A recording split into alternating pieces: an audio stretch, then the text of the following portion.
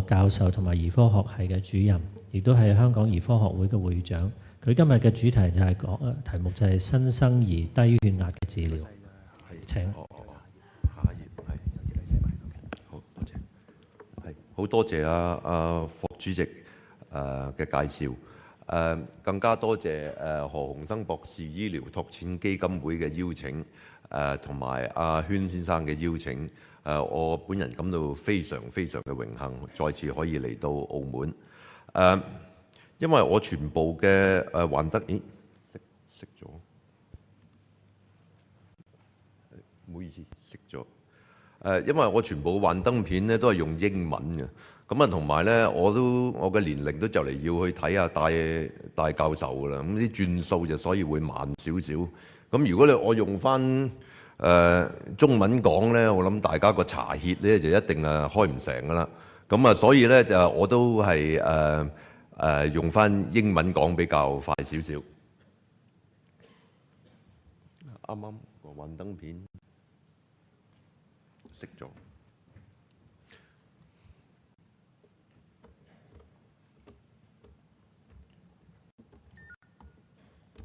唔好意思，唔知點解熄咗。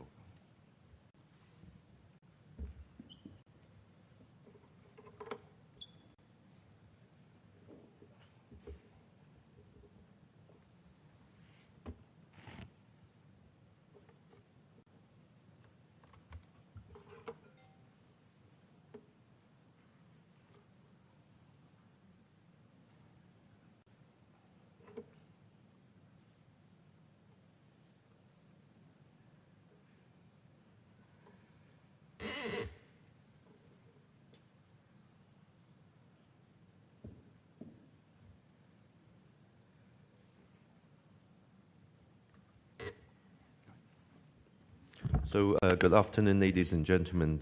This afternoon topic is on the treatment of hypotension in preterm babies. Now, the content of this afternoon talk will be a brief introduction followed by the different treatment of hypotension in preterm babies in terms of volume, inotropes, and hormone replacement. And thereafter, I will elaborate a lot more on the latest hormone replacement therapy and at the end, a conclusion. By definition, preterm infants was defined to be hypotensive in terms of a very arbitrary definition of the infant gestational age in completed weeks.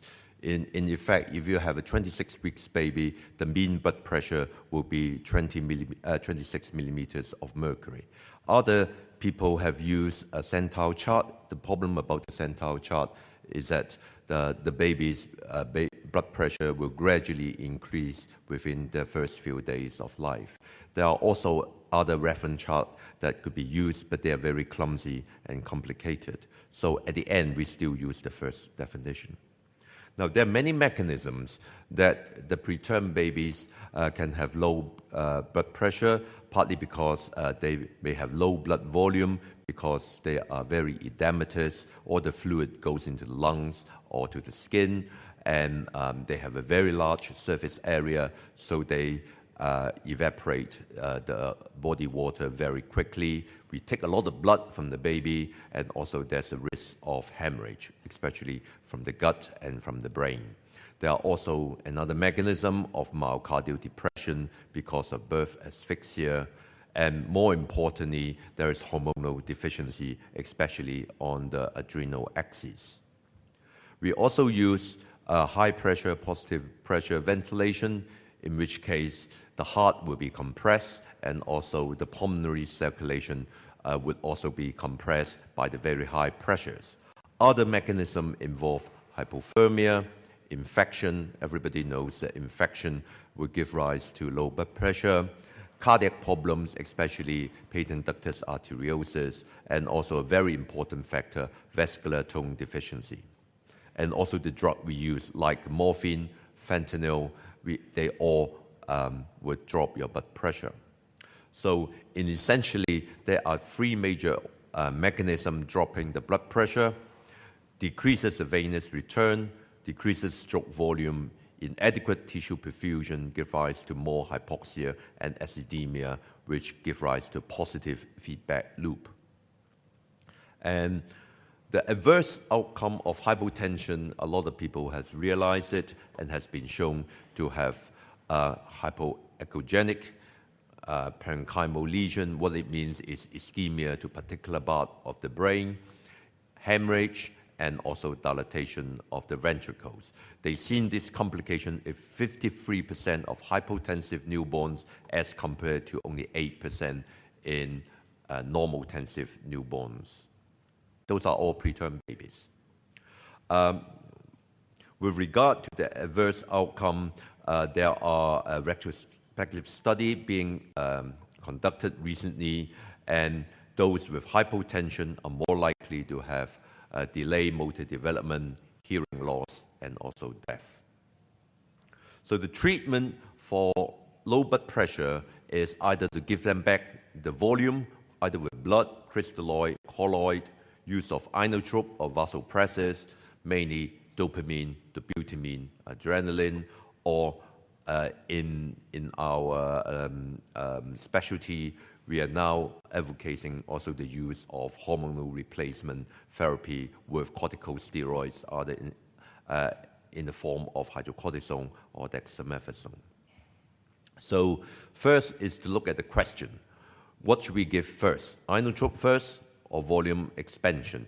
Now, it is very difficult to differentiate between the two mechanisms, and more often than not, they coexist together.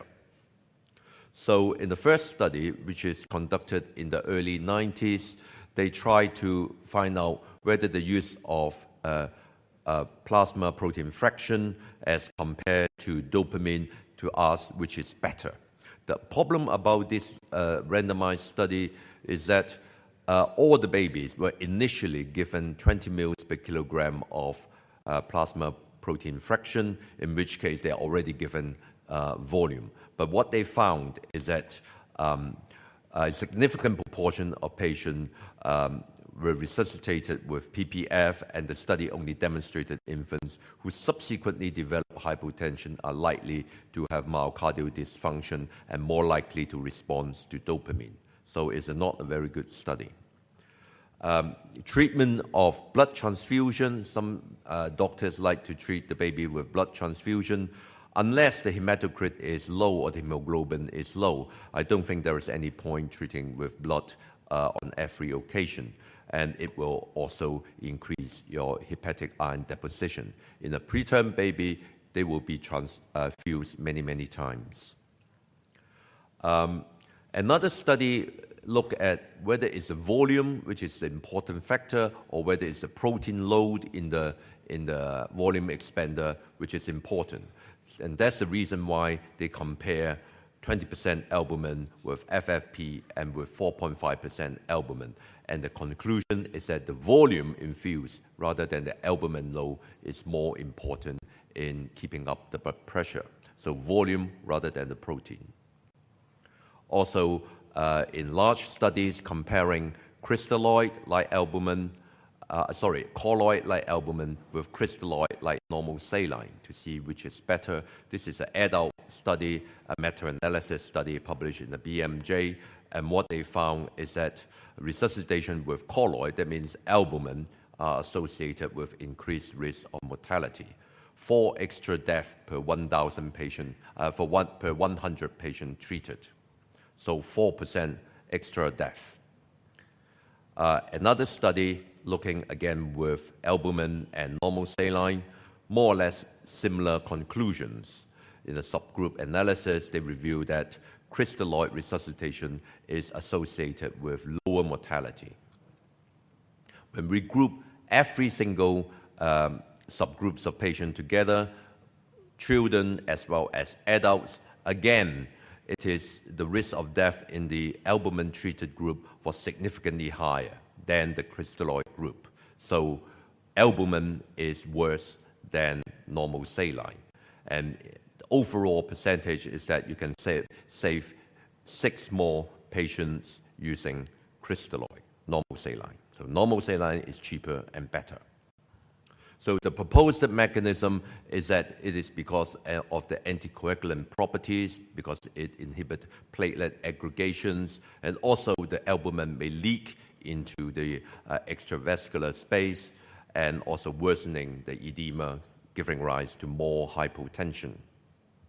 So in the late 90s, Professor Falk and our team have performed a study investigating the use of albumin and normal saline in preterm infants. What we found is that those who receive albumin require significantly more volume expander to maintain a normal blood pressure. And also the weight gain in those patients are significantly higher, meaning that a lot of the albumin are being leaked to the extravascular space. So our conclusion at that time is that normal saline was as effective, at least as effective as 5% albumin in treating hypotension, but it is cheaper and have less fluid retention. So basically, again, normal saline is probably better. Another more recent study comparing colloid, crystalloid, and starch preparation, unfortunately, there was no evidence that the starch preparation was superior. Next question to ask is that, okay, we know that normal saline is probably best.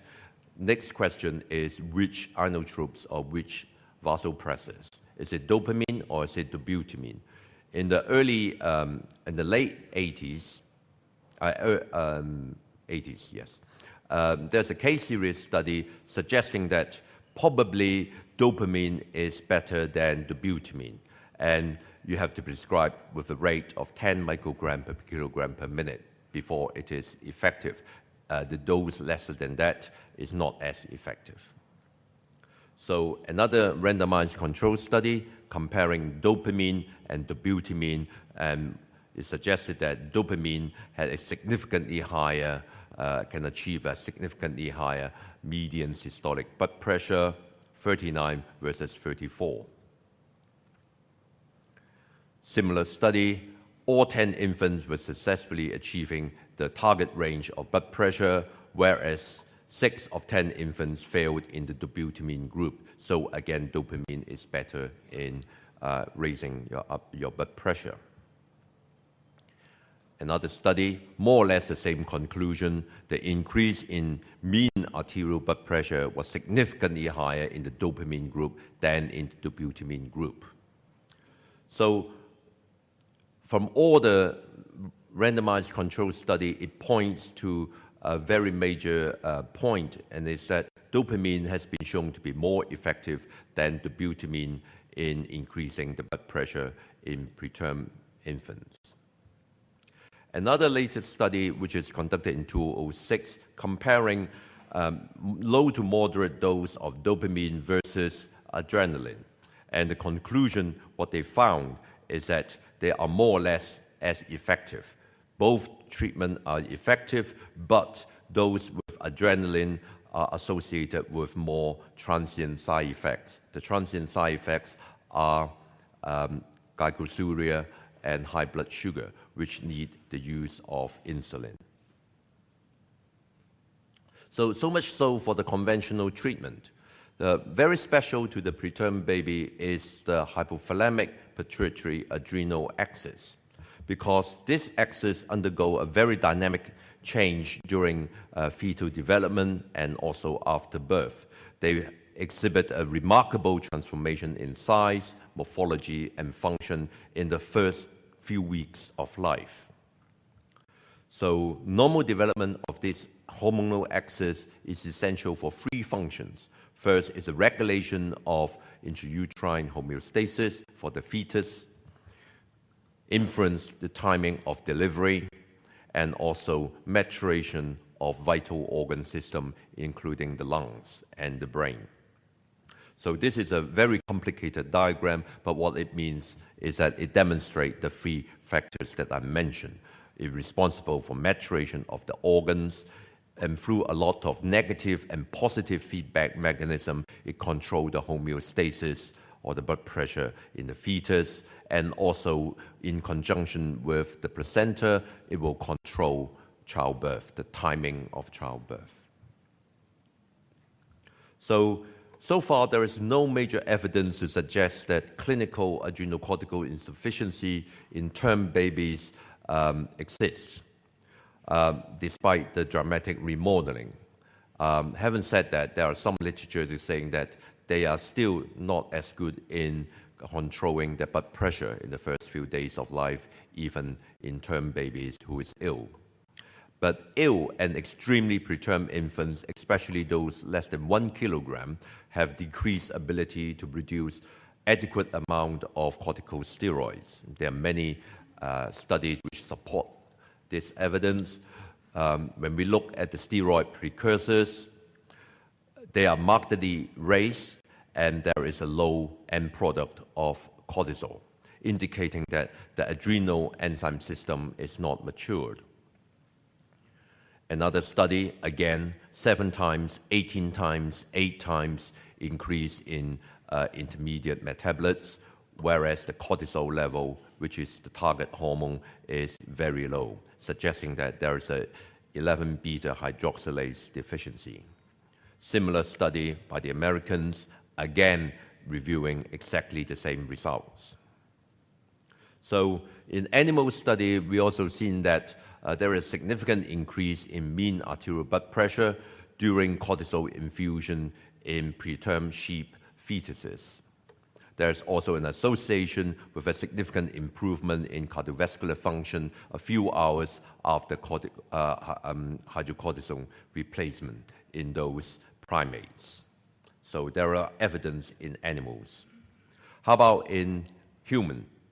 Now, we have found babies with refractory hypotension in a proportion of preterm babies. They are very preterm.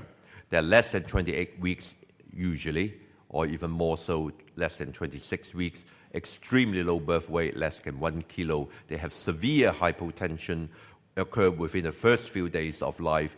They do not respond to volume expansion and do not respond to vasopressor support.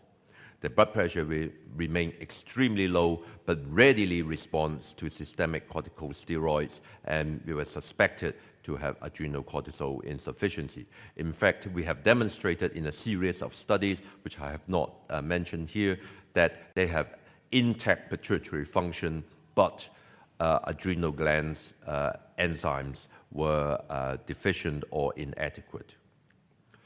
We have done another study correlating the cortisol and the inotropes and the volume expander, and what we found at day 7 is that the lower the cortisol level, the more you need your inotropes and also your volume expander and your duration of your inotrope support.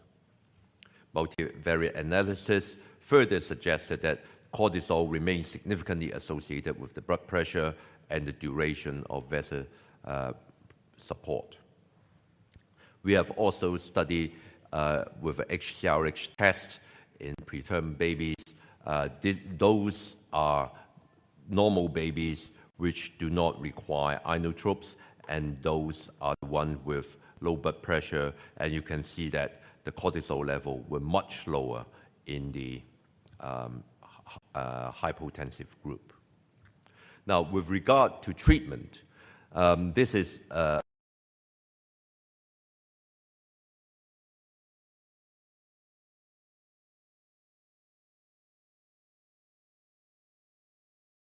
a study published by the Germans, and with refractory hypotension, they use adrenaline for treatment, and those who require adrenaline were given corticosteroids in form of high-dose dexamethasone. Those who are given dexamethasone, the great majority, or over half of them, will be weaned off the inotropes within 12 hours. There's a very quick time, whereas 1 out of 9 babies receiving saline or the placebo would be weaned off. However, they use a rescue treatment after they gave the dexamethasone. 5 out of 8 infants were weaned off adrenaline in 1 to 7 hours. Another prophylactic study performed by the Americans suggested that those at birth, no matter what, they were given hydrocortisone, and with that, they found that a lot of babies do not require inotropes at 48 hours compared with the one that was given the placebo. So they suggested that prophylactic hydrocortisone treatment reduce the use of inotropes. The only problem is that they have to terminate this study earlier because there is gastric perforation in the hydrocortisone group. We at the Chinese University of Hong Kong also performed a study with a stress dose of hydrocortisone. That means double the dose of the physiologic production of hydrocortisone in the preterm babies. And only in babies with refractory hypotension, we first gave it saline, and that doesn't work.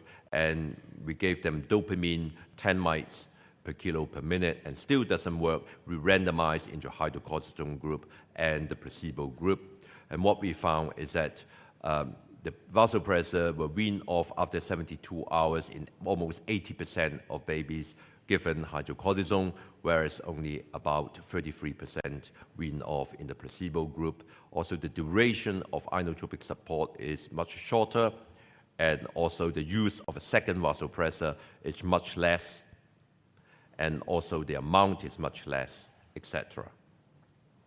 So we suggested that in a selective group of babies with refractory hypotension, there is a role for the use of hydrocortisone or corticosteroids. However, at the same time, with the fear of GI perforations, we also use a proton pump inhibitors, try to prevent these important complications. Now, this is the blood pressure. During our randomization, the blood pressure are more or less the same between the two groups. The blue line represents the hydrocortisone group, whereas the red line represents the placebo group. You can see the blood pressure is significantly higher, and then they merge back at about 7 days of life. Another study that we have performed, in fact, this study was performed by Professor Fogg, using inhaled corticosteroids for treatment of RDS, and with his permission of looking at the data retrospectively, we also look at the blood pressure. We did give a pretty high dose of inhaled flucortisone, and what we found is that there is a significantly decreased use of volume expander in the inhaled corticosteroid group, and also a trend suggesting that it's useful or lesser use of a dopamine also in the inhaled corticosteroid group. So even if you give inhaled corticosteroids, some of the corticosteroid will be absorbed, and that lead to significantly less volume expander being needed by the baby. The mechanism of steroids has been proposed to be the ability to increase the density of beta-adrenergic receptors. Also, it can reverse the desensitization effect of prolonged corticocholamine exposure on the receptors, and also it could increase the angiotensin II receptor gene expression. Those are the mechanisms of the glucocorticoid, rather than increasing the sodium retention in the body. So, in conclusions, ladies and gentlemen, I've spoken about the treatment of use of different mode of therapy for treating hypotension in preterm newborns. With regard to volume, I think normal saline would be good enough. And with inotropes, the first choice is still dopamine.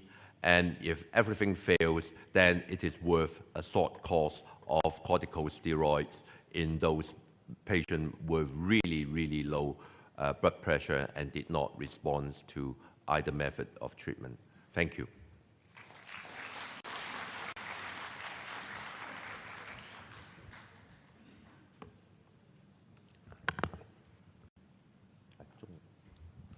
好多謝吳教授一個非常之專題嘅講學，我相信亦都係highlight到中文大學同埋霍院長啊，佢哋多年嘅對初生嬰兒嘅研究同抱負。咁我諗呢度睇下在座有冇任何嘅問題想問下吳教授。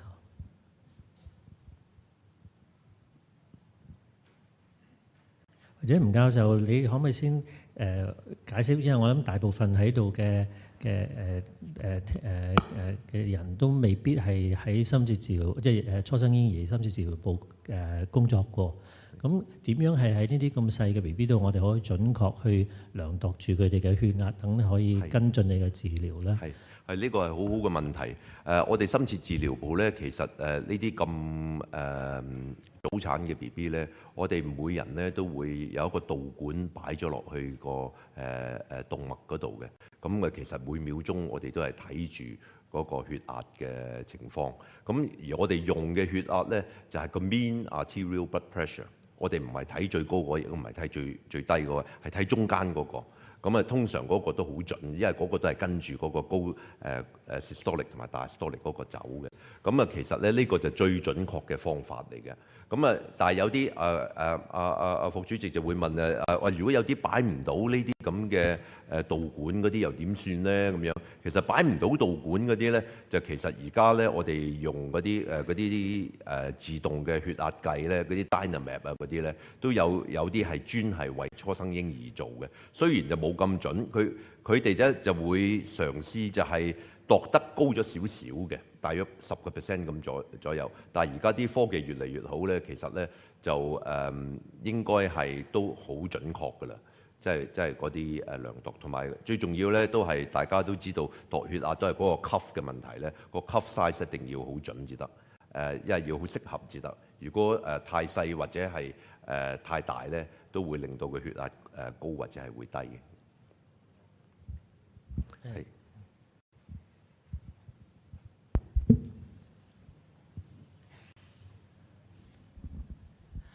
好多謝伍教授嘅詳細解釋。咁咧就我都係喺兒科度做嘢嘅，我就想請教一下伍教授咧，關於因為我哋自己臨床都會碰到呢啲咁嘅 situation 啦。咁你頭先都提過話用咗嗰個inotrope 或者係 saline 去處理佢個 low blood pressure 之後咧，冇效嘅時候，我哋可以嘗試用 corticosteroid 去治療。咁一般嚟講，我哋即係譬如我哋嘗試用呢啲治療，喺咩嘅時機裏邊去用 corticosteroid 係比較合適啲咧？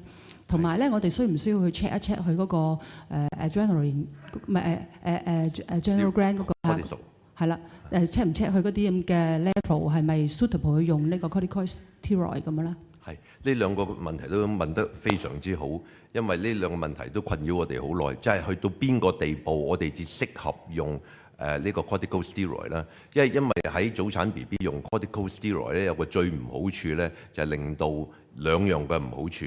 第一個唔好處咧，就會令到，因為佢對個 DNA 即係嗰啲細胞嘅 DNA 係有影響嘅，所以佢有可能如果你俾得個劑量大嘅話咧，同埋好早去俾 corticosteroid 嘅話咧，佢會影響個腦部嘅發展嘅。呢個第一。呢個第二咧就係佢會corticosteroid 咧就亦都會係令到會腸穿嘅，就係通常穿嘅地方咧就係喺個胃部或者係 ilium 嗰度穿嘅，咁呢啲係最常見嘅。咁同埋咧，第一個條件咧就係一定唔可以 corticosteroid 同埋 indomethacin 一齊用，因為我哋用 indomethacin 消炎痛咧就愛嚟閂個心導管嘅。如果兩個一齊用嘅話咧，就會 increase 個 risk of perforation 咧就10倍嘅高。咁所以一定第一呢個係第一先決條件啦。你用咗一個你就唔可以用第二個噶啦。呢個第一。好啦，咁啊講翻我哋個 unit 個 policy 係點樣咧？其實我哋個 policy 一路都變緊嘅，因為初時咧我哋又用好多水嘅，咁啊發覺呢啲水咧就浸住自己個肺咧，咁就好難會掹到條喉，即係 BB 嗰條喉好難掹嘅。咁啊所以咧我哋而家咧就減少用水，減少得好多，因為其實好少嘅早產 BB 真係 hypovolemic 嘅。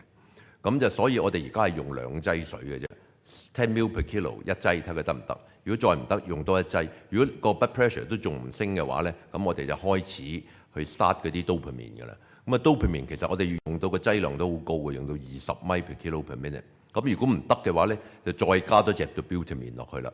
又一路用到大約10至20米都仲唔得嘅話咧，咁我哋就要加 adrenaline 嘅啦，即係第三層次就要加 adrenaline。如果加 adrenaline 嘅話咧，我哋就會開始會思想下應唔應該用呢個 hydrocortisone 啦。就通常係 dopamine fail、dobutamine fail， 我哋就諗 hydrocortisone。我哋都唔係立亂用。一年其實以前我哋就俾得鬆手啲，因為唔知道有咁多嘅 side effect。但係而家咧，我哋就俾得好手緊，因為真係嗰啲需要嗰啲，我哋自用咯嚇。咁呢個就我希望解答到你第一個問題。第二個問題咧，就需唔需要用cortisol 嚟即係度咗 cortisol 先嗱？我哋個 lab 咧就比較夠運啲，因為我哋 send 啲 cortisol 落去咧，就6至8個鐘頭咧就有個 result 翻嚟㗎啦。咁如果我哋去到用個第二個 inotrope， 我哋都見到唔係好對路啦。咁我哋都會 send 落去嘅。咁咧，但係個最大問題係點樣去即係解釋嗰個翻嚟個 result？ 咁呢個係高啊、低啊，定係唔係咩咧？咁呢個其實好複雜嘅問題嚟嘅。咁啊，所以咧，唯有一樣嘢我可以話俾你聽，如果個 cortisol 翻到嚟係高嘅，即係高過200個 nanogram nanomole per liter 嘅話咧，咁我哋通常就唔用啦，因為而家我哋文獻知道咧，如果你高嘅 cortisol， 你再俾啲 cortisol 佢咧，好可能咧會出血嘅，即係腦出血嘅。咁所以一高咧，我哋一定就唔會用咧。咁啊低到邊個程度你會用咧？咁啊呢個有好大問題啦。咁其實我哋啱啱咧就應該係呢個禮拜內咧會 submit 另外一份文獻，就係講關於點樣去 interpret 呢個 cortisol level。咁咧就其實咧我哋都係因為好多個原因啊，而令到個 cortisol 係高同埋低嘅。因為我哋見過BB 好正嘅 BB， 好 healthy 嗰啲好低 cortisol 嘅，但係佢血壓冇嘢嘅。但係亦都見過有啲好嚴重嘅 BB， 嗰啲 cortisol 好低嘅，咁嗰啲啊梗係可能會有 benefit 啦，嗰啲咁樣。咁啊點樣去 interpret 咧？咁啊其實我就同一個統計學嘅，即係中大一個統計學嘅教授咧，一齊就會發表呢一篇文章，就應該去點樣解。咁就其實我哋係用一啲 mathematical 嘅 model 去睇一睇你即係邊一個情形加埋晒，咁我哋 adjust 咗一個 percentile 出嚟嘅。咁我哋會第日會有個 website 搞出嚟。而家個 website 已經做咗啦，不過而家仲係有啲嗰啲數計得唔準啊。咁因為嗰啲程式嗰度要修改少少，就係個 website 已經做好咗㗎啦。第日我哋發表嗰篇文章嗰陣時咧，會加埋個 website 喺嗰度，咁你可以一 click 上去。打咗病人嘅資料，咁佢就會俾一個 adjusted 嘅 percentile 俾你，即係呢個情況嘅 percentile 係幾多？咁咧其實個 percentile 都唔可以話俾你聽，你應該用唔用嘅。咁你要睇下啊，如果個 BB 個血壓又咁低，個 adjusted percentile 又咁低嘅話咧，或者都應該用喎咁樣嚇。咁暫時可以解答到你咁多。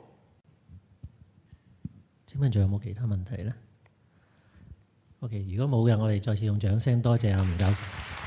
好，我諗喺度我諗大家都聽咗4個好精彩嘅講座，咁我諗係大家都有啲疲勞啦。咁我諗而家有一個休息俾大家20分鐘，咁跟住咧落嚟咧，我仲有4個一樣咁精彩嘅講學嘅，多謝大家。好多謝晒霍雲信先生醫生。現在茶點時間，咁就第3部分嘅研討會咧，將會係4點半準時開始㗎。咁至於出席證書咧，亦都會喺整個研討會完結之後咧，先至可以喺登記處索取嘅。咁請各位到外面慢慢享用茶點。